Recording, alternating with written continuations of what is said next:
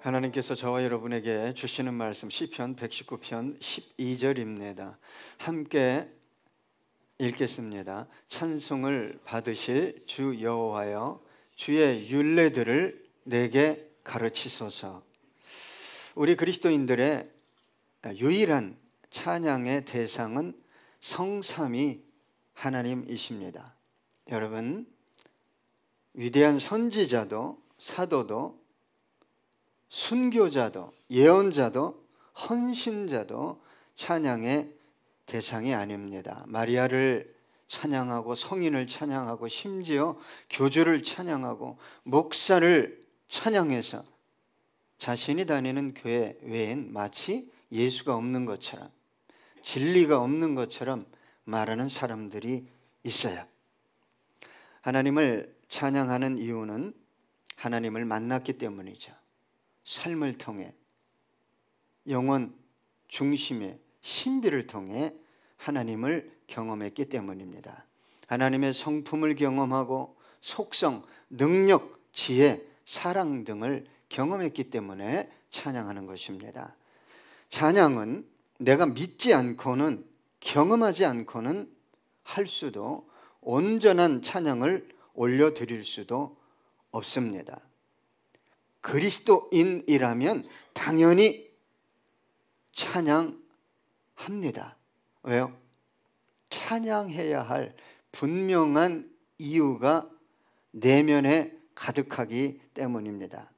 그래서 하나님은 어떤 찬양을 받느냐? 분명한 이유를 가지고 찬양하는 분들의 찬양을 기뻐 받으십니다. 그리고 역사하십니다. 왜요? 하나님은 찬양을 기뻐하셔요. 찬양받기 원해서 저와 여러분을 창조하셨어요. 찬양 중에 거하시는 하나님이시기 때문에 우리가 분명한 이유를 가지고 찬양할 때 하나님은 역사하십니다. 그리고 찬양의 이유를 가진 영혼들의 삶은 누가 인도하냐? 하나님께서 인도하십니다. 하나님의 기쁨이요, 하나님의 보좌를 움직이는 찬양을 올려드리는 영혼이기 때문입니다. 찬양은 노래도 감정도 멜로디도 리듬도 아닙니다. 하나님께서는 탁월한 음악적인 어떤 것을 받는 분이 아닙니다. 하나님을 경험한 영혼들의 진심 어린 고백, 두렵고 떨리는 마음으로 겸손하게 두 손 드는 영혼들의 고백, 그 영혼의 연주를 받는 것입니다. 뛰어난 밴드, 웅장한 오케스트라, 화려한 조명, 무대 시스템을 받지 않습니다. 여러분, 그런 것들에게 생명이 있습니까?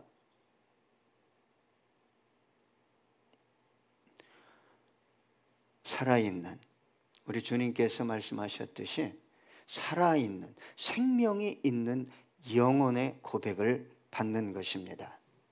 여러분, 그런데 이러한 것들을 교회가 왜 그렇게 투자할까요? 인간의 연약한, 피곤한 감성을 터치하기 위해서, 만져주기 위해서, 무딘 영혼의 감성을 고양시키기 위해 사용되어지는 도구일 뿐입니다. 여러분, 아프리카나 아마존 가면 뭐가 없어요? 전기가 없어요. 저랑 운동하는 목사님이 얼마 전에 우간다 갔다 와서 전기가 없대요. 조명이 있겠어요? 앰프가 있겠어요? 화려한 무대가 있겠어요? 여러분, 중동 지역에서 만약에 찬양을 한다면 그렇게 화려하게 찬양할까요? 더 나아가서 북한에서 혹시 찬양한다면 성도들이 모이면 어떻게 찬양하는지 아시죠? 소리를 내지 않습니다. 가사를 다 외웠어요. 어떻게 찬양하죠? 입만 뻥긋뻥긋하면서 그 가사를 올려드려요. 그야말로 진실한 영혼의 찬양, 울림이 아닐 수 없죠. 내게 행하신 놀라운 일들을 묵상하며 앞으로 행하실 신실하신 하나님의 약속을 바라보며 그들은 생명을 걸고 예배하며 찬양하고 있어요. 그런데 여러분, 저와 여러분은 언제 찬양합니까? 긍정적인, 내가 원하는 어떤 긍정적인 사건이 이루어졌을 때 찬양합니다. 부정적인 사건을 찬양하는 사람은 없습니다. 그런 사람은 정말 극히 드뭅니다. 받아들일 수도 없고 너무 억울하기 때문에 찬양이 나오지 않습니다. 그러나 진정한 찬양은, 하나님을 영화롭게 하는 찬양은 자신에게 일어난 이해할 수 없는 부정적인 억울한 일까지 찬양하는 거예요.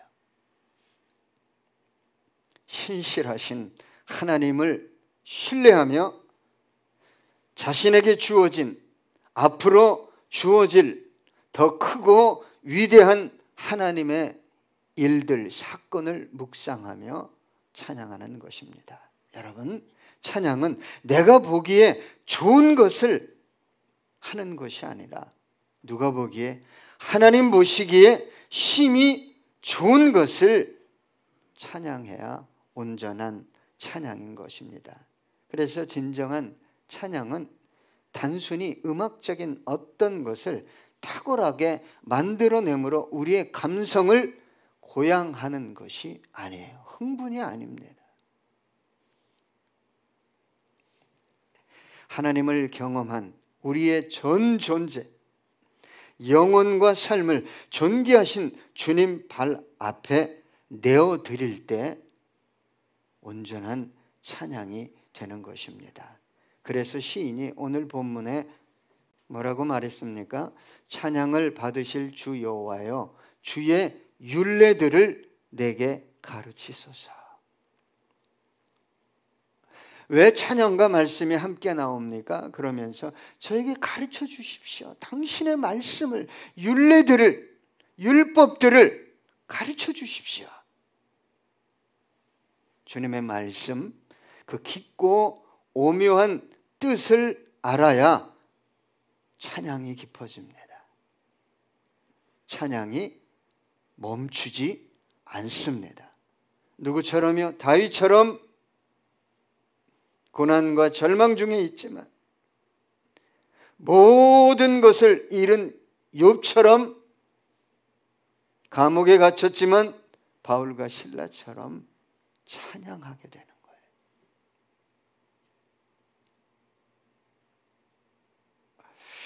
누가복음 1장 38절 보니까 마리아가 이르되 주의 여종이오니 말씀대로 내게 이루어지이다 하매 천사가 떠나가니라. 처녀에게 아이가 생기는 거예요. 혼인예식도 안 했는데.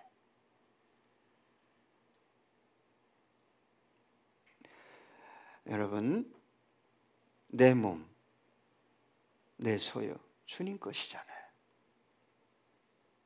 주님이 사용하겠다는데 항상 계산해요. 내가 좋아야 하는 거예요. 내가 보기에 좋아요. 여러분, 1942년 11월 28일 토요일, 이날은 미국 보스턴 대학의 미식축구 마지막 경기가 있는 날이었어요. 그런데 보스턴 대학은 10전 전승입니다. 전승했어요. 마지막 한 경기를 제외하고 다 이겼어요. 상대 팀은 홀리 크로스 팀인데 10전 4승 6패, 승리 확률이 40%밖에 안 됐어요. 아주 약한 팀이었습니다. 그러나 보스턴 대학 선수들은 자만하거나 낙관하거나 과신하지 않았습니다. 그들은 상대 팀을 강한 팀으로 인정하며 시합에 임했어요. 더 나아가 선수들은 하나님께 마지막 시합까지 승리로 끝낼 수 있도록 도와달라고 기도했어요. 그럼에도 마지막에 어떻게 기도했냐? 하나님의 뜻이 이루어지길 원합니다. 하나님의 뜻이 이루어질 수 있도록 역사해달라고 기도했어요. 근데 보스턴 대학의 관계자들은 그들의 승리를 확신했기 때문에 시합부 갖게 될 대대적인 아주 어마어마한 파티를 준비했습니다. 그러나 결과는 보스턴 대학의 참패였어요. 참으로 있을 수 없는 기이한 현상이 벌어졌습니다. 어처구니 없이 시합에 패한 보스턴 대학 선수들과 관계자들은 파티에 참석하고 싶었겠어요. 선수들은 창피하고 언짢아 말없이 서둘러 헤어졌고, 실망한 서포터들, 응원자들은 그대로 집으로 돌아가 버렸습니다. 그런데 그 다음 날 아침 엄청난 비보가 신문에 실렸습니다.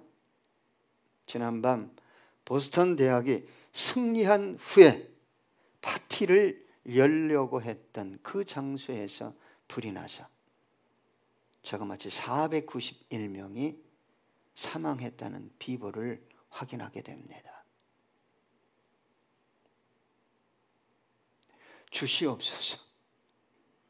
이것이 이루어져야 됩니다.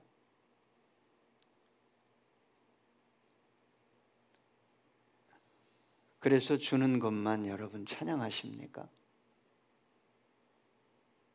하나님은 선하셔요. 저와 여러분을 너무 사랑하셔서 아들을 찢어 죽였어요. 전능하셔요. 모든 것을 아시는 분이 왜 안 주실까? 나를 그렇게 사랑하는데. 혹시 아십니까? 저와 여러분을 보호하시고 저와 여러분이 뭔가 더 큰 실수를 할까 봐 주시지 않는 것은 아닐까요? 욥기 42장 5절로 6절입니다. 내가 주께 대하여 귀로 듣기만 하였사오나 이제는 눈으로 주를 배움나이다. 그러므로 내가 스스로 거두어드리고 티끌과 제 가운데에서 회개하나이다. 하나님을, 광대하신 하나님을 더 깊이 만나면 할 게 뭐밖에 없어요? 회개밖에 없습니다. 내 믿음이 너무 작았구나.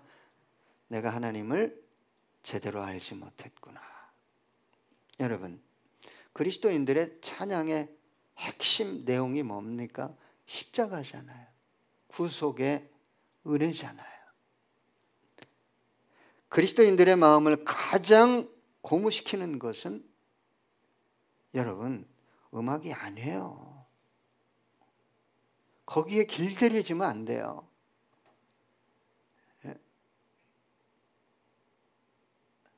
저와 여러분의 감성을, 마음을 업시키는 것은 십자가입니다. 복음이에요. 그것을 찬양할 때 음악이 도와주는 것뿐이에요. 음악에 따라, 환경에 따라 감정이 이리 변하고 저리 변하는 것 찬양 아닙니다.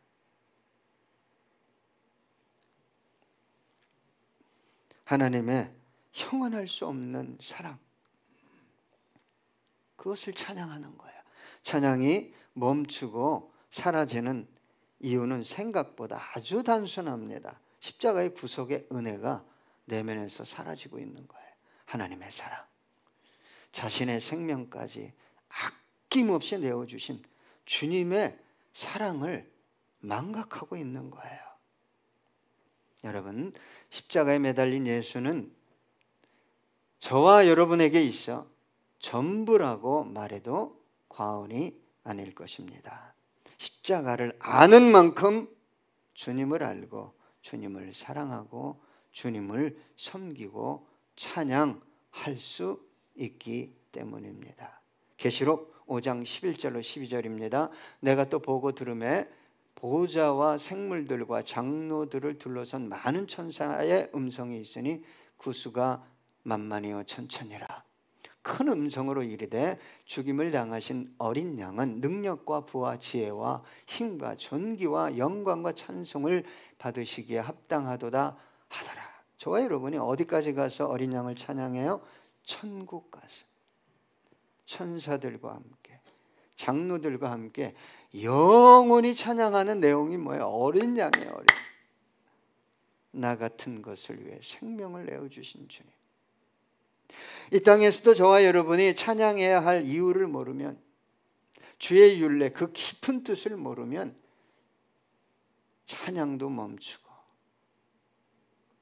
항상 찬양하는 순간 이유는 뭐예요? 내가 원하는 것이 이루어졌다는 거예요. 여러분 찬양하고 있습니까? 찬양의 깊이를, 높이를, 넓이를, 길이를 더하기 위해 주의 말씀을 나에게 가르쳐 달라고 간절히 호소하고 있습니까?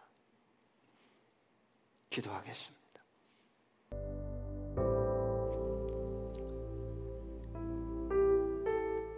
주님, 찬양하기 원합니다. 우리가 너무나 연약해서 우리 육신의 눈으로 보기에 좋은 것만을 찬양합니다. 이거 줬어, 이거 이루어졌어. 우리 육신의 눈으로 보기에 부정적인 사건, 어떤 일을 신실하신 선하신 하나님을 신뢰하며 찬양하는 경험이 있는가 살펴볼 때, 주님 오히려 이스라엘 백성들처럼 원망했습니다. 불평했습니다. 주님 만날 때까지 찬양하는 우리 되기 원합니다. 주님의 율례를, 주님의 말씀을 가르쳐 주시옵소서. 우리가 찬양해야 할, 영원히 찬양해야 할 내용을 놓치고 그저 손에 부여잡을 수 있고 눈에 보이는 어떤 것 때문에 찬양했던 지난날의 습관, 관습, 주님 이제 내어 던지기 원합니다. 우리의 일생에 우리가 기뻐할 수 없었던 어떤 사건을 통해서도 주님은 일하셨고 오늘의 지금의 내가 있게 하셨습니다. 주님 앞에 있게 하셨습니다. 주님 감사합니다. 남은 인생도 더욱 찬양하기 원합니다. 깊은 당신의 말씀을 우리의 심령 중심에 잘 박힌 모처럼 박힐 수 있게 해주시옵시고 흘러넘치는 은혜를 부어 주시옵소서. 귀한 예물 올려드립니다. 드린 손길 복되게 하시고 능력 있게 하시고 매 순간 역사하시는 주님으로 인해 끝없이 찬양을 올려드리는 복된 삶 되게 해 주시옵소서. 이제는 우리 구주 예수 그리스도의 은혜와 아버지 하나님의 극진하신 사랑하심과 성령 하나님의 교통교제 충만케 하심의 역사가 찬양하기 원합니다. 더 깊이 찬양하기 위해 당신의 말씀을 알기 원합니다 고백하는 당신의 거룩한 백성들과 그들의 가정과 자녀와 생업 위에, 이 몸된 교회 위에, 이 민족 교회 위에 이제로부터 영원토록 함께 없으기를 간절히 축원하옵나이다. 아멘.